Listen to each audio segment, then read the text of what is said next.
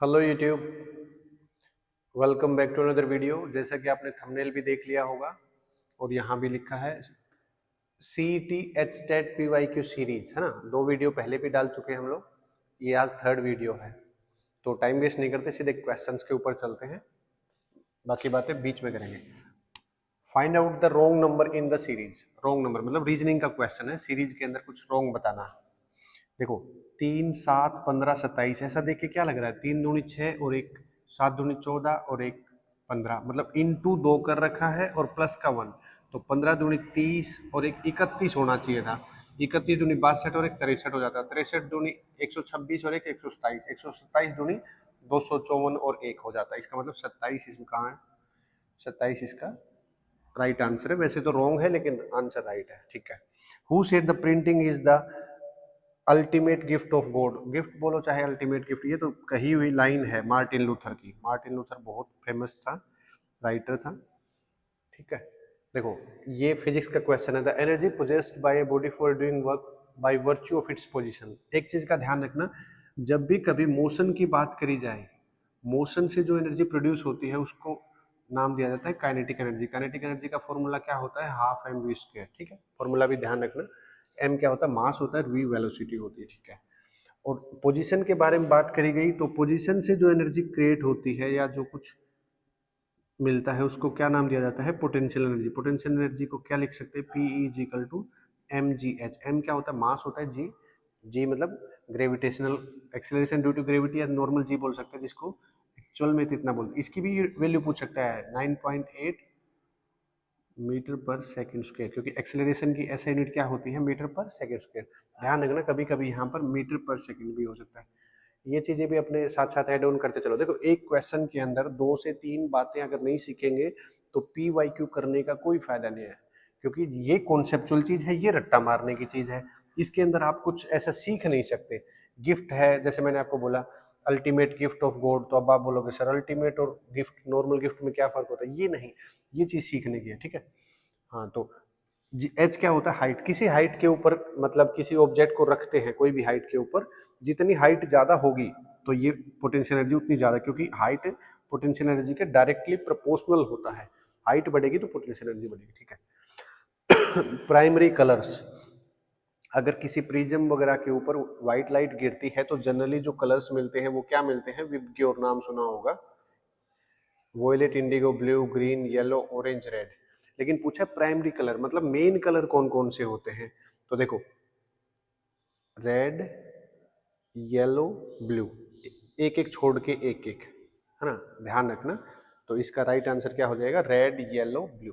Red, yellow, blue, है ना। एक चीज इसमें मैं बता देता हूँ, वैसे जो कलर का डिस्ट्रीब्यूशन होता है, जो व्हाइट लाइट होती है उसके अंदर कलर तो सारे ही होते हैं। जैसे सन की लाइट आती है, सन की लाइट हमें व्हाइट दिखती है, लेकिन एक्चुअल में सारे के सारे कलर होते हैं उस लाइट के अंदर।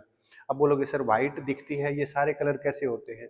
जैसे जो रेड कलर होता है, सुबह सुबह आपने देखा होगा सूरज कैसा होता है? लाल होता है। दोपहर में सफेद सफेद हो जाता है, शाम को फिर लाल हो जाता है। कलर चेंज नहीं कर रहा, क्योंकि दोपहर में जो सूरज होता है वो कंपेरेटिव हमारे क्लोज होता है। क्लोज मतलब विद रेस्पेक्ट टू मॉर्निंग का टाइम या इवनिंग का टाइम, है ना। देखो, इसको थोड़ा सा ऐसे पिक्चर की फॉर्म में समझते हैं। जैसे ये सुबह सुबह सूरज है, ये दोपहर का सूरज है, ये शाम का सूरज है। मान लो हम यहाँ पर है ना। तो देखो, ये डिस्टेंस और ये डिस्टेंस तो ज़्यादा हो जाएंगे, ये डिस्टेंस कंपेरेटिव कम होती है। तो जो वो रेड कलर होता है, रेड कलर की स्कैटरिंग की पावर सबसे कम होती है। क्यों? क्योंकि रेड कलर की जो वेवलेंथ होती है, वेवलेंथ लैम्बडा से डिनोट करते हैं, जिसको मीटर में ऐसा यूनिट होती है। तो रेड कलर की वेवलेंथ होती है वो ज़्यादा होती है, मतलब दूर तक पहुंच सकता है। इसीलिए इमरजेंसी सिग्नल्स वगैरह को रेड कलर दिया जाता है, ताकि दूर से विजिबल हो सके, एक्सीडेंट ना हो, ठीक है। वोयलेट क्या होता है? वोयलेट, इंडिगो वगैरह कलर होते हैं, इनकी स्कैटरिंग पावर ज्यादा होती है, इनकी वेवलेंथ कम होती है, इसलिए आसमान का कलर ब्लू। अगर कभी ऐसा पूछ लिया जाए आसमान का कलर ब्लू क्यों होता है, क्योंकि जो वोयलेट, इंडिगो और ब्लू ये कलर, देखो ऐसे भी पूछ सकता है कि इनकी स्कैटरिंग के हिसाब से इनको अरेंज करो। स्कैटरिंग के हिसाब से तो कैसे करेंगे?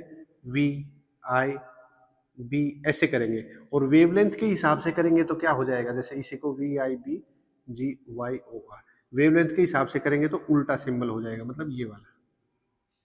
ध्यान दें, इसके ऊपर कभी कैसे भी घुमा फिरा के क्वेश्चंस पूछे जा सकते हैं, और ये फिजिक्स का कॉन्सेप्ट है, इसको थोड़ा सा ध्यान रखना। चलो नेक्स्ट क्वेश्चन करते हैं। चलो देखो एक मैथ्स का क्वेश्चन देखो, how many 3 digits numbers can be form from the digits, कितने डिजिट से विच आर डिविजिबल बाय 5, मतलब 5 से डिविजिबल होना चाहिए, और none of the digits are repeated, repeat नहीं होना चाहिए। ये किस कैटेगरी का क्वेश्चन है? परमुटेशन कॉम्बिनेशन का। वैसे तो ये 11th 12th क्लास के अंदर आता है, लेकिन अगर आप लोगों को सीईटी के अंदर या एचटेट के अंदर परमुटेशन कॉम्बिनेशन का अगर एक इंट्रोडक्शन है एक तरह से सिंपल, तो वो इजी ही क्वेश्चन आएगा, मुश्किल नहीं आएगा। देखो 3 डिजिट का नंबर बनाना है, 3 डिजिट का नंबर बनेगा, मतलब 1 डिजिट 2 डिजिट 3 डिजिट, ठीक है। 5 से डिवाइड होने क्या कंडीशन है? एक तरह से डिविजिबिलिटी रूल भी हो रहा है, तो उसके लास्ट में क्या आना चाहिए? पंजा आना चाहिए। मतलब 1 डिजिट तो फिक्स हो गया, यहाँ पर तो सिर्फ एक ही पॉसिबिलिटी है, पंजा ही आएगा, ठीक है। यहाँ पर क्या क्या आ सकते? देखो 5 को छोड़ने के बाद 1 2 3 4 5, तो यहाँ पर अगर 5 पॉसिबिलिटी है तो यहाँ पर 4 पॉसिबिलिटी हो जाएंगी, तो 5 4 5 20, 20 इंटू 1 मतलब टोटल 20 पॉसिबिलिटी हो जाएंगी, तो राइट आंसर कितना हो जाएगा? 20, ठीक है। अगर रिपीट वाला केस होता, मतलब डिजिट रिपीट होते रहे, अपने को कोई मतलब नहीं है, तो यहाँ भी पॉसिबिलिटी क्या हो जाती? 5। लेकिन इस वाले डिजिट की तो पॉसिबिलिटी सिर्फ एक ही रहेगी, क्योंकि इसमें सिर्फ पंजा है। अगर यहाँ पर कहीं जीरो और हुआ होता, तब यहाँ पर पॉसिबिलिटी 2 हो जाती, ध्यान रहेगा ना। Which of the following district of Haryana covers the largest area of forest? Forest मतलब वन वगैरह, मतलब जंगल वगैरह सबसे ज्यादा कहाँ है? मेवात में भी नहीं है, रेवाड़ी में भी नहीं, पंचकुला में ज्यादा है, क्योंकि हरियाली वगैरह, पिंजौर वगैरह सुना हो आपने, मयूरी हिल्स वगैरह। रोहतक में नहीं है भाई। जो बंदा या जो इंसान या जो स्टूडेंट जिस एरिया का होता है उसको पता होता है, तो इसका राइट आंसर क्या हो जाएगा? पंचकुला। मैंने ये सारे यहाँ नहीं गया, बाकी तो सारे पता ही है।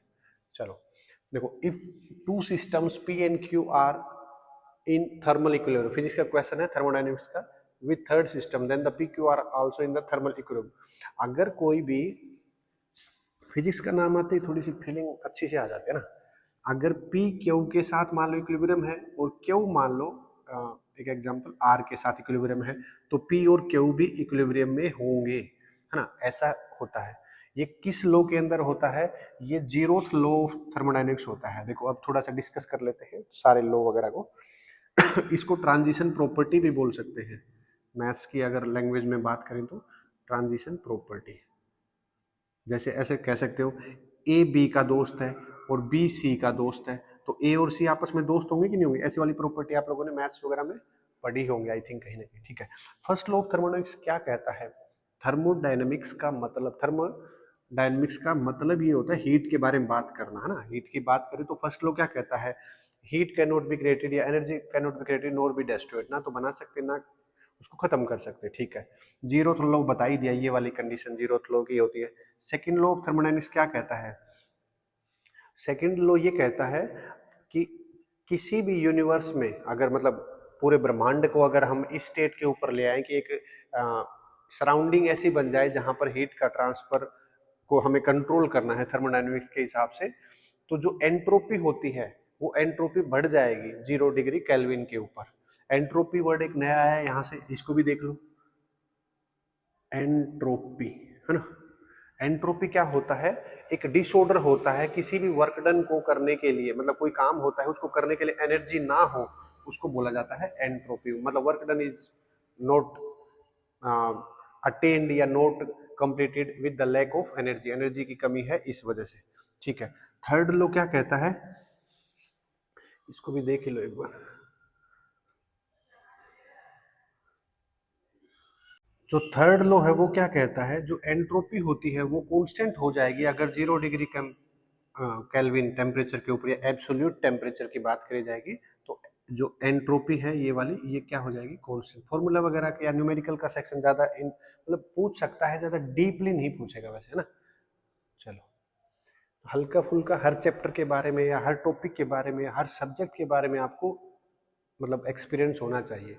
अब जैसे मेरे को कोई बोले कि आपका सबसे स्ट्रोंग मतलब पार्ट क्या है या सबसे वीक पार्ट क्या है, तो हरियाणा जीके वगैरह मैं तो रट्टा मारता हूँ, मेरे को ज़्यादा नॉलेज नहीं है। मैथ्स हो, फिजिक्स हो, केमिस्ट्री, मतलब जो टेक्निकल सब्जेक्ट्स होते हैं वो मेरे अच्छे हैं, तो मैं उनको एक्सप्लेन भी अच्छे से कर पाता हूँ, और मैं उनको अगर समझने की बात करें तो समझ भी अच्छे से पाता हूँ। आप लोग भी जो 5-7 जो भी सब्जेक्ट है, सीईटी लगा लो, एचटेट लगा लो, कोई भी एग्जामिनेशन है, अपने मतलब मोर देन 70% जो भी सब्जेक्ट है उनके ऊपर कमेंड करके रखिए, है ना। जैसे कंप्यूटर है, कंप्यूटर से मैंने बीटेक करी है तो मैं कंप्यूटर भी पढ़ा सकता हूँ। इंग्लिश आपको पता ही है, कॉमन लैंग्वेज है, आप लोग इंग्लिश से दूर भागते हो। हाँ, हिंदी का सेक्शन मेरा वीक है, हिंदी ग्रामर वीक है, पता नहीं कुछ अजीब अजीब से जो भी होते हैं, बाकी सिंपल हिंदी भी कर लेता हूँ मैं। तो चलो सीखते चलेंगे, है ना, मैं भी आप लोगों के साथ कुछ ना कुछ नई चीज़ें सीख रहा हूँ और कोशिश करता हूँ उसको ईजी वे में आप लोगों तक कन्वे कर पाऊँ। चलो नेक्स्ट क्वेश्चन करते हैं। चलो नेक्स्ट देखते हैं, निम्न में से कौन सा उपन्यास, कौन सा फेमस नोवेल था भारत की विधवाओं की दुर्दशा का वर्णन करता है। ठीक है, देखो एक बार इनको राइटर्स के हिसाब से भी देख लेते हैं। गोदान, गोदान क्या है, मुंशी प्रेमचंद जी का नोवेल है। मुंशी प्रेमचंद कौन था, जो इंडियन साहित्य है या इंडियन लिटरेचर है उसके अंदर बहुत बड़ा नाम है मुंशी प्रेमचंद। गोदान लिखी गई थी उसने, उस किसके बारे में था, गोदान में एक गरीब किसान की मतलब एक तरह से लाइफस्टाइल दिखाई गई है। वो फाइनेंशियल या इकोनॉमी के हिसाब से तो काफ़ी गरीब है, लेकिन उसका नेचर फिर भी अच्छा है, लाइक वो दयालु है, लोगों की मदद करना चाहता है, पैसे ही नहीं है, अपने जैसा ही है ना। तो गोदान उसके बारे में है। तो गोदान में क्या दिखा रहा है, किसान की लाइफस्टाइल दिखा रखी, तो ये नहीं होगा। चलो चंद्रकांता देखते हैं। चंद्रकांता क्या है, देवकीनंदन खत्री नाम का कोई बंदा था, उसने लिखा गया था चंद्रकांता। और एक और था, राजा का नाम ध्यान नहीं है, उसकी मतलब एक लव स्टोरी टाइप को दिखा गया है, अलग अलग जो मतलब राज्य टाइप में होते थे पुराने जमाने में, वहां के एक लड़की यहाँ का है, एक लड़का यहाँ का, इन दोनों को सेटिंग होगी भाई, उसकी कहानी को दर्शाया है। ठीक है, अमर जीबान क्या होता है, अमर जीबान एक ऐसा नोवेल है जो रस सुंदरी नाम की लड़की थी, या रस सुंदरी देवी थी, कोई लड़की तो कहाँ, देवी लगने के बाद तो मैरिड विमन हो जाता है। अमर जीबान लिखी गई है रस सुंदरी देवी ने, जो बंगोल बंगोल बंगोल से थी, है ना, बंगाल से थी, सब चलता है, बंगोल से थी। और वो पहली फीमेल राइटर थी जिसने नोवेल लिखा था बंगोल की तरफ से, है ना, बंगोल की। जो रस सुंदरी देवी थी उसने अमर जीबान की जो मतलब नोवेल लिखा, उसमें क्या दिखाया गया है, जो इन इक्वलिटी मतलब लोगों के बीच में भेदभाव टाइप में होता है ना, अमीर का गरीब का, मतलब छुआछूत का, काले गोरे का, समथिंग ऐसा वो दिखाया गया। और यमुना पर्यटन था, ये दिखाता है भारत की विधवाओं की दुर्दशा। मतलब ये किसने लिखा गया था, इसको ये भी पूछ सकता है, मतलब लिखा किसने था ये लिखा था बाबा पदमन जी ने, है ना, बाबा पदमन, पैदमैन पदमन जी, तो ऐसे ही लगा देते हैं ना, सर जी, वो सर जी वाला है। ठीक है, पदमन या अणय भी लगा सकते हैं, कोई दिक्कत नहीं है। बाबा पदमन ने लिखा गया था, इसने ये बताया गया था, इस उपन्यास में ये स्टोरी बता रखी है कि जो भारत की जो महिलाएं हैं, खास करके हिंदू को मैं टारगेट करूंगा, हिंदू जो महिलाएं हैं वो विधवा हो जाती हैं, उनकी लाइफस्टाइल काफी बुरी है, लाइक मतलब। और जो ईसाई है, क्रिश्चियंस हैं, उनकी महिलाओं की स्थिति, या जो उनको एक तरह से नन होती है, नन समझते हो ना, जो चर्च वगैरह में जो फीमेल लेडी होती है, फीमेल लेडी या मतलब जो भी आप बोलना चाहो, उनको नन बोलते हैं, उनकी मतलब जो लाइफस्टाइल है या जो उनकी कंडीशंस हैं, वो इंडियंस जो वीमेन है या जो हिंदू वीमेन है उनसे बेहतर है। तो देखो एक क्वेश्चन के अंदर कई टाइप की चीजें हमने डिस्कस कर ली, तो इसका राइट आंसर क्या हो जाएगा, यमुना पर्यटन। ठीक है, नेक्स्ट क्वेश्चन देखो, if x is a real, x real number है, द मिनिमम वैल्यू ऑफ इतना इज बतानी है, मिनिमम वैल्यू। तो मिनिमम और मैक्सिमम वैल्यू को बताने के लिए सबसे जो मेन काम होता है वो डबल डिफरेंशिएशन होता है। डिफरेंशिएशन क्या होता है, किसी चीज को या कोई भी फंक्शन है इसको तोड़ना। इंटीग्रेशन क्या होता है, जोड़ना। जोड़ेंगे तो पावर बढ़ जाती है, और जो पावर होती है वही नीचे आ जाता है। और तोड़ने में क्या होती है, जो पावर होती है वो आगे शिफ्ट हो जाती है, एक पावर कम हो जाती है। जैसे मान लो x की पावर 6 है, इसका बताओ हमें डिफरेंशिएशन, तो 6 आगे आ जाएगा, तो 6 और एक पावर कम हो जाएगी, तो क्या बनेगा ऐसे। अगर यही x की पावर 6 है, इसका अगर इंटीग्रेशन करना होता है तो पावर एक ऐड कर दो, तो क्या हो जाएगा x की पावर 7/7, है ना। तो दो बार इसका डिफरेंशिएशन करेंगे, तो डिफरेंशिएशन करूंगा, पहली बार करूंगा तो क्या हो जाएगा, ये 2 आगे आ जाएगा, 2x-8, है ना, x मतलब चला गया, x से डिवाइड करना ही समझ लो देसी भाषा में, और जो कांस्टेंट टर्म होता है उसका 0 हो जाएगा। ठीक है, और दूसरे बार करूंगा तो क्या हो जाएगा, 2 बन जाएगा। देखो ये वैल्यू किस में आई, पॉजिटिव वैल्यू आई, पॉजिटिव वैल्यू आई, इसका मतलब ये क्या होगा, हमेशा मिनिमम वैल्यू शो करेगा। अगर नेगेटिव वैल्यू आ जाती तो हमेशा क्या करता, मैक्सिमम वैल्यू शो करता। इसका मतलब क्या हो जाएगा, इक्वल टू 0 पुट करूंगा तो x की वैल्यू कितनी आ जाएगी, 4, 4 वैल्यू को इसमें पुट कर दो, 4 चौका 16 माइनस 8 चौका 32 प्लस में 17, 16 और 17 कितना होता है, 33, 33 32 में से जाएगा तो कितना बचेगा, एक, आंसर आ जाएगा डी। ठीक है, इन हरियाणा साल ट्रीज आर फाउंड इन, साल के जो ट्री होते हैं वो कहाँ पाए जाते हैं? सोनीपत में नहीं मिलते, रोहतक में नहीं मिलते, गुरुग्राम में नहीं मिलते, कालेसर में मिलते हैं। कालेसर कहाँ पर है? कालेसर में नेशनल पार्क भी है, कालेसर है यमुनानगर में, ध्यान रखना। चलो सर्वर साइड साइड का जो जावास्क्रिप्ट लिखी जाती है, ये कंप्यूटर का क्वेश्चन है, थोड़ा सा डीप पूछ लिया है, जो बीटेक वगैरह करे हैं उनको पता होगा। जावास्क्रिप्ट जो सर्वर साइड के ऊपर लिखी जाती है उसका नाम होता है लाइव वायर। ज़्यादा मैं डीप उम्मीद नहीं करता हूँ कि तुम लोगों को इतना कुछ आएगा, बस थोड़ा जो चीज़ रट्टा मारने की है वो रट्टा मार लो, ठीक है। Which the following state of India has by cameral legislature? देखो बाई कैमरल लेजिस्लेचर का मतलब क्या होता है? जहां पर दो हाउस होते हैं। जनरली क्या होता है, एक स्टेट में एक जो असेंबली होती है उसको विधानसभा बोलते हैं ना। जैसे अपने इंडिया में क्या होता है, मतलब अपर लेवल की बात कर रहा हूँ, पार्लियामेंट की, एक लोकसभा होता है, एक राज्यसभा होता है ना। और जो स्टेट की होती है उसको विधानसभा बोलते हैं। विधानसभा में जो एमपीज सॉरी जो एमएलएज होते हैं, जैसे मैं हरियाणा से बिलोंग करता हूँ, हरियाणा का एग्जांपल देके बताता हूँ। हरियाणा के अंदर 90 एमएलए होते हैं टोटल, 90 90 है, 90 के 90 बैठेंगे हमारे जो पार्लियामेंट, एक तरह से मतलब जो लेजिस्लेटिव असेंबली है चंडीगढ़ के अंदर है ना। 90 लोग वहां बैठेंगे। अब 90 में से 5 लोग, या तो वोटिंग हो सकती है या फिर मतलब बिना ही वोटिंग के नॉमिनेट करके बोल सकते हैं, 5 लोग ऐसे होंगे जो हरियाणा से, जो दिल्ली के अंदर जो पार्लियामेंट है जहां पर राज्यसभा के कैंडिडेट बैठते हैं, वहां पर जाके बैठेंगे 5 कैंडिडेट मतलब हरियाणा के। हर स्टेट के अलग अलग ऐसे नॉमिनेट होकर या इलेक्ट करके चुने जाते हैं। 2/3 से ही होता है जनरल इलेक्शन तो, ठीक है। तो कुछ स्टेट ऐसी हैं, कुछ स्टेट ऐसी हैं, मतलब कितनी स्टेट है ये भी पूछ सकता है। बाई कैमरल लेजिस्लेचर कितने स्टेट्स के अंदर है? तो टोटल कितनी स्टेट है? 7 स्टेट है। इसका मतलब क्या हुआ, वहां पर विधानसभा तो होता ही है, विधानसभा, और एक दूसरा होता है विधान, क्या लिख दिया, विधना, विधानसभा और विधान परिषद। नाम सुना हो तो किसी ने, जैसे पार्लियामेंट में होते हैं upper house, lower house, Lok Sabha, Rajya Sabha, ऐसे ही 2 हाउस हो जाते हैं यहाँ पर। ये 7 स्टेट है। तो देखो 7 स्टेट है तो नाम तो कोई भी हो सकता है, महाराष्ट्र, तमिलनाडु, गुजरात, राजस्थान, इनमें तो ऑप्शन आ जाएगा महाराष्ट्र। वैसे ऑप्शन में और क्या क्या हो सकते हैं? आंध्र प्रदेश के अंदर भी है, आंध्र प्रदेश में है, और कर्नाटका है, ओडिशा, ओडिशा में भी है, और बिहार के अंदर भी है, यूपी के अंदर भी है ना, तेलंगाना के अंदर भी है ना। तो ध्यान रखना 7 स्टेट्स के बारे में।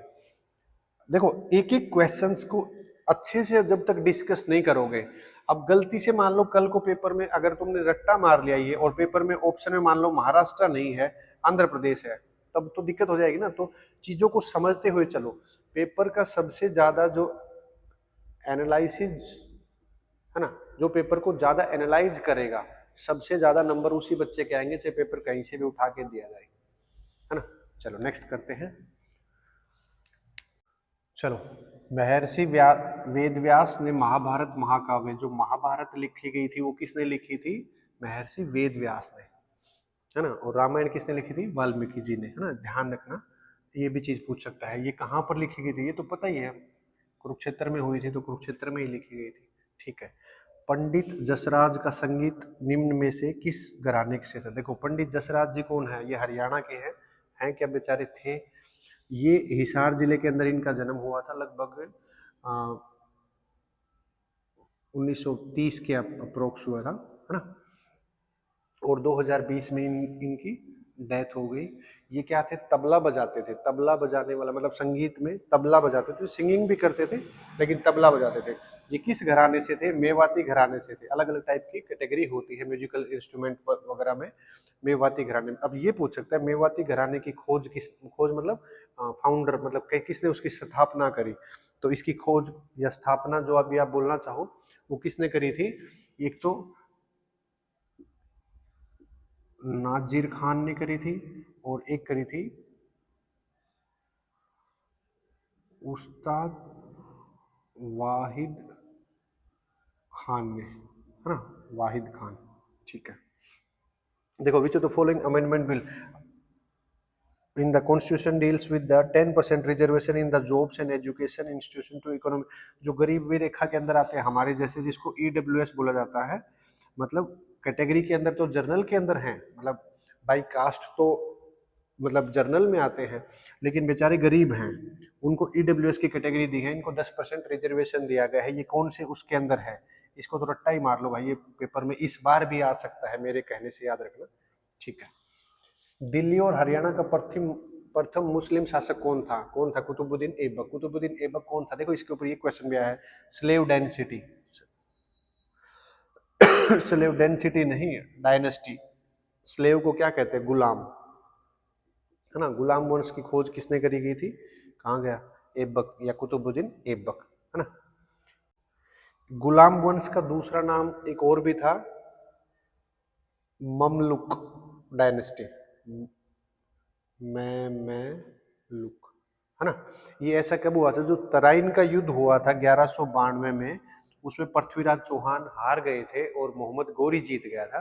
और मोहम्मद गोरी जाते टाइम पे जो कुतुबुद्दीन ऐबक था, इसको जाते टाइम ये वाला एरिया दे गया था, मतलब जो दिल्ली वाली जो क्षेत्र था, या जो मतलब एरिया मान लो, उस एरिया को ये बोला कि भाई तू संभाल ले इसको, है ना, मैं तो चल रहा हूँ, तू संभाल इसको। तब जाके ये मतलब कुतुबुद्दीन ऐबक यहाँ का राजा बोल दो, चाहे शासक बोल दो, ये बना था। और इसने अलग से अपने खुद की डायनेस्टी को बनाया था कि हाँ इस तरह से काम करेंगे। इसका दूसरा नाम भी ध्यान रखना, ममलुक, है ना। मामलुक, ममलुक जो आप बोलना चाहो, हिंदी में बोलोगे तो ममलुक बोल दो, यानी या गुलाम वंश या स्लेव डायनेस्टी, ठीक है। देखो वीडियो को कंप्लीट देखना, मैं आप लोगों से रिक्वेस्ट कर रहा हूं इस बात की, अगर हम लोगों ने सीईटी के अंदर 85 प्लस का टारगेट करा है और स्टेट में भी हम लोग कोशिश कर रहे हैं 90 वाला सेक्शन है, 90 नंबर का, तो हम कोशिश करेंगे 75 प्लस तो नंबर यहाँ पे ले ही ले। मौसम भी खराब हो रहा है, हेल्थ भी ऐसी है, फिर भी आप लोगों के लिए बढ़िया एक्सप्लेनेशन और बढ़िया क्वेश्चंस हम लोग प्रोवाइड कर रहे हैं। तो बस ज़्यादा कुछ नहीं मांगते, वीडियो कंप्लीट देखो और चीज़ों के मतलब डिस्कशन जो हम लोग कराते हैं इनको भी सीखते चलो, इनके नोट्स वगैरह बना लो। जो चीज़ रट्टा मारने की होती है वो रट्टा मारो, जो चीज़ सीखने की है सीखते रहो, हाँ। चलो नेक्स्ट देखो। चलो एक क्वेश्चन रह गया बीच में भाई, हेड ऑफिस से फोन आया है कि एक क्वेश्चन रह गया। How many ways can a letter be, ये फिर वही परमुटेशन कॉम्बिनेशन का आ गया। एक लेटर है जिसको कितने वेज में करेंगे? 1 2 3 4 5 6, टोटल 6 लेटर हैं, तो मतलब फैक्टोरियल 6 हो जाएगा। ई 2 बार है, जो चीज रिपीट हो रही होती है उसको डिवाइड कर देते हैं। तो फैक्टोरियल 6 को लिखेंगे तो कैसे लिखेंगे? 6 इंटू 5 इंटू 4 इंटू 3 इंटू 2, और फैक्टोरियल 2 देखो इंटू 1 भी होता है, लेकिन मैं 1 को लिख नहीं रहा हूँ। फैक्टोरियल 2 क्या होता है? 2 इंटू 1 होता है, तो 1 का तो कोई खेल नहीं, मल्टीप्लाई में इसलिए नहीं लिख रहा हूँ, तो 2 से 2 कट जाएगा। 6 5 30, 30 चौका 120, 120 दिया 360। क्लियर है? इस वाले क्वेश्चंस मतलब इस टाइप के जो क्वेश्चंस है वो आने के चांसेस कम है, लेकिन आएंगे तो इजी आएंगे, पैनिक नहीं होना। चलो नेक्स्ट करते हैं। देखो निम्न में से किस कवि को हरियाणा का जॉन मिल्टन, मिल्टन पता है क्या है? मिल्टन के जो पानी की जो बोटल्स वगैरह आती हैं जिसमें पानी भरते हैं पानी मारने के लिए, देखा होगा तुमने, किसी भी कॉर्पोरेट इंडस्ट्री के अंदर पानी मारा जाता है, किसी भी ऑफिस वगैरह के अंदर जो पानी मारा जाता है वो मिल्टन की बोतल के अंदर रखा जाता है ना। तो जॉन मिल्टन क्या था? जॉन मिल्टन एक काइंड ऑफ लिटरेचर लिखने वाला पोइट था, बहुत बड़ा। तो ये हरियाणा में किसको कहा जाता है? ये कहते हैं दयाचंद मायना को। देखो इसमें एक दो चीज और बता देता हूं मैं। दयाचंद मायना है, इसको नेशनल पोइट भी कहते हैं। अगर ये पूछा जाए नेशनल पोइट ऑफ इंडिया कौन है, तो वो क्या हो जाएगा? दयाचंद मायना। दूसरी बात, जो जॉन मिल्टन है ये किस चीज से लेके फेमस हुआ है? इसने काफी लिटरेचर तो लिखी, लेकिन जो पैराडाइज पैराडाइज लॉस्ट नाम का एक इसका लिटरेचर था, उसकी वजह से ज्यादा फेमस हुआ। मुझे तो नहीं पता लेकिन ऐसा सुनने में आया है, जो लूसीफर वाली जो वेब सीरीज जिस बच्चे ने देखी होगी, मैंने नहीं देखी, एडम और ईव की कहानी, है ना, ये वाली कहानी है, इसको इसके लिंक करा गया है। और ऐसा कहा जाता है जो लूसीफर की वेब सीरीज है वो यहीं से इंस्पायर होकर बनाई गई। जैसे हैरी पॉटर वाली भी कोई ना कोई नॉवल से है, जनरली जो फिल्म्स बनती है, वेब सीरीज बनती है ऐसी, जो मतलब काफी पार्ट्स में बनती है, वो एक किसी न किसी नॉवल से उठाई गई होती है जनरली। ठीक है, तो ये ध्यान रखना, नेशनल पोइट किसको कहा जाता है? दयाचंद मायना को। और ये जॉन मिल्टन है, ये पैराडाइज लॉस्ट से ज्यादा फेमस हुआ था। ठीक है, चलो चौथा मुगल बादशाह कौन सा? सबसे पहले कौन आया? बाबर आया। ये सीरीज भी याद रखना। बाबर का बेटा कौन था? हुमायूं था। हुमायूं का बेटा कौन था? अकबर था। अकबर का बेटा कौन था? जहांगीर था, है ना? ऐसे सीक्वेंस चलती है। जहांगीर का बेटा कौन था? औरंगजेब। तो ऐसे सीक्वेंस चलती रहती है, पता ही होगा तुम्हें। वैसे तो इसका नाम सलीम रखा गया था, वो नाटक में फिल्मों में देखा होगा तुम्हें, लेकिन असल में जहांगीर नाम था। हरियाणा के कैथल में दक्षिण एशिया की प्रथम महिला अधिपति का मकबरा। जानते ही हो तुम, रजिया सुल्तान। रजिया सुल्तान का थोड़ा सा हिस्ट्री एक काइंड ऑफ नेगेटिव वर्ड में ही देखा जाता है, क्योंकि ये पहली ऐसी फीमेल थी जो शासक बनी थी, दिल्ली की सल्तनत के ऊपर बैठी थी। करेक्टर वगैरह के हिसाब से ये काफी बेकार औरत थी। और बाकी मतलब उस जमाने के अंदर फीमेल्स को इतने ज्यादा मतलब अधिकार समझ लो या फिर इतनी फ्रीडम नहीं होती थी, लेकिन इसने वो वाला काम करा ना, साम दाम दंड भेद। इसने जो भी मतलब मौका मिला, किसी को मारना हो, भाई को मारना हो, किसी को भी कुछ भी करना हो, इसको गद्दी चाहिए थी, इसलिए इसने सारे के सारे हथकंडे अपनाए। ठीक है। समर ओलंपिक्स देखो, हाँ ओलंपिक्स का ध्यान रखना। ओलंपिक्स जो पहले हुए हैं, देखो एक ओलंपिक पीछे वाला और एक ओलंपिक आगे वाला, ये चीज ध्यान रखना। जो समर ओलंपिक 2020 के हुए हैं, तो ये पूछेगा कहाँ हुए, वो कहाँ हुए? टोक्यो के अंदर हुए, जापान। जापान की जो कैपिटल है वो क्या है? टोक्यो है। ठीक है। 2024 में कहाँ पर हुए हैं? फ्रांस के अंदर। फ्रांस की कैपिटल क्या है? पेरिस। अब देखो, कोई बोलेगा फ्रांस नहीं है, फ्रांस है। हिंदी के अंदर तो फ्रांस है और इंग्लिश के अंदर फ्रांस है। ठीक है। यहाँ के लोग कैसे लैंग्वेज बोलते हैं? फ्रेंच बोलते हैं, फ्रांस नहीं बोलते। ध्यान रखना इस चीज को। ठीक है। अब देखो, ओलंपिक के ऊपर सबसे ज्यादा क्वेश्चन आने के चांसेस हैं इस बार के जो पेपर, मतलब जो कोई भी एग्जामिनेशन हो, सीईटी का क्या, हरियाणा का कोई भी एग्जामिनेशन हो, चाहे स्टेट का हो, कोई नेशनल कोई भी एग्जाम हो, क्या पूछा जाएगा? जो नॉर्मल ओलंपिक्स होते हैं, उस ओलंपिक में इंडिया को इस बार कितने मेडल मिले हैं? 6 मेडल मिले हैं। एक तो सिल्वर मेडल मिला है और 5 कैसे मिले हैं? ब्रोंज मेडल मिले हैं। और एक दूसरे टाइप का मतलब ओलंपिक होता है जिसको पैरा ओलंपिक बोलते हैं। पैरा ओलंपिक का मतलब होता है जो बंदे थोड़े बहुत हैंडीकैप होते हैं, चाहे हाथ में प्रॉब्लम है, आंख में प्रॉब्लम है, टांग में प्रॉब्लम है, मतलब कोई डिसेबिलिटी के साथ जो ओलंपिक में पार्टिसिपेट करते हैं उसको पैरा ओलंपिक बोला जाता है। इसमें अपने रिकॉर्ड ब्रेकिंग मेडल मिले हैं। कितने मेडल मिले हैं? 29। 29 में क्या है? 7 तो गोल्ड है और 9 क्या है? सिल्वर है। और 13 कैसे है? 13 9 22 7 होते हैं, हाँ ऐसे ही है। ठीक है। जो स्पोर्ट्स वाली जो वीडियो बनाएंगे एक स्पेशल, या ओलंपिक के ऊपर कोई स्पेशल वीडियो बना देंगे, उसमें बताएंगे किस किस फील्ड में क्या क्या मिला है। ठीक है। ठीक। 2024 के ओलंपिक की कहानी तो मैंने आप लोगों को बता दी। अब जो नेक्स्ट ओलंपिक होने वाले हैं वो किस में होने वाले हैं? 2028 के अंदर। ये कहाँ होंगे? एलए के अंदर होंगे। एलए बोलो चाहे लॉस एंजलिस बोलो, है ना। लॉस एंजलिस कहाँ पर है? अमेरिका के अंदर है। और काफी मतलब अच्छा सिटी, क्या अच्छा स्टेट है, काफी मतलब स्टेट इन द सेंस कि लुक्रेटिव है, मतलब चकाचौंध है। लॉस एंजलिस, लॉस वेगस, है ना, कैलिफोर्निया, ये गैम्बलिंग वगैरह के लिए, या मतलब जैसे इंडिया के हिसाब से क्या बताए, मुंबई कह सकते हैं। मुंबई के अंदर लाइफस्टाइल, ड्रेसिंग स्टाइल, महंगे महंगे मतलब कॉरपोरेट हाउसेज, मतलब ऐसा ऐसा है। ठीक है। What is the value of 1 calorie? 1 calorie की वैल्यू कितनी होती है? लगभग 4.184 जूल होती है। ठीक है। निकल ब्रास, हाँ ये बहुत अच्छा क्वेश्चन है, इसको आप केमिस्ट्री से लिंक कर सकते हैं। निकल ब्रास क्या होता है? पहले तो ये देखो, निकल ब्रास एक ऐसा कॉम्बिनेशन होता है जिसमें क्या होता है? 60% तो क्या होता है? कॉपर होता है। इस चीज का मतलब कॉम्पोजिशन बोलते हैं इसको। इसका ध्यान रखना, 60% कॉपर होता है, 20% निकल होता है, और 20% क्या होता है? जिंक होता है ना। अब देखो, कई बार क्या होता है पेपर के अंदर, निकल ब्रास के जो नाम होते हैं, जो पैक आंसर है वो तो मैं बता देता हूँ क्या होगा, लेकिन कई बार नाम बदल के भी आता है। निकल ब्रास का जो नाम होता है वो क्या होता है? German silver. देखो, कंफ्यूज कैसे करता है, चलो इस चीज को बता ही देता हूँ। जर्मन से क्या फीलिंग आ रही है? जर्मन शेफर्ड कुत्ते होते हैं, होते कि नहीं होते? जर्मन शेफर्ड के कुत्ते लंबी पूंछ वाले, डबल कोट वाले बोलते हैं। जर्मन से फीलिंग आ रही है जर्मेनियम वाली, और सिल्वर से फीलिंग आ रही है सिल्वर वाली। तो इसका मतलब निकल ब्रास के अंदर ऐसा कुछ नाम नहीं है। तो ऑप्शन में कुछ ऐसा मिल जाए, जर्मन सिल्वर का मतलब फॉर्मूला क्या होगा, या मतलब उसमें क्या क्या कॉम्पोजिशन होगा, तो तुम गारंटी है इस बात की कि तुम जर्मेनियम या सिल्वर में से कोई जरूर कॉम्बिनेशन मारोगे। वो नहीं मारना, ध्यान है। इसका जो दूसरा नाम है जो पूछा जाता है, वो ये भी पूछा जाता है, एल बाटा, है ना। मतलब जर्मन सिल्वर बोलो चाहे एल्बाटा बोलो, एल्पाका भी होता है। बोलने को, या न्यू सिल्वर करके भी बोल सकते हैं इसको, है ना। नाम कई होते हैं लेकिन सबसे ज्यादा जो हॉट पेपर में पूछा जाता है, जो मोस्ट रिपीटेड जो नाम पूछा ही जाता है, वो जर्मन सिल्वर है, ठीक है। हु फाउंडेड आगरा, आगरा की खोज मतलब आगरा मतलब बनाया गया था सल्तनत के हिसाब से 1504 में, वो किसने बनाया था? आगरा की जो मतलब एक तरह से स्थापना करी गई थी, स्थापना मतलब लाइक ये भी एक एक रूलिंग में हिस्सा लेगा मतलब, या यहाँ से भी कंट्रोल होगी डायनेस्टी को, उसका नाम था सिकंदर लोदी, मतलब लोदी वंश का था ये। इब्राहिम लोदी वगैरह सुना होगा, सिकंदर लोदी, है ना।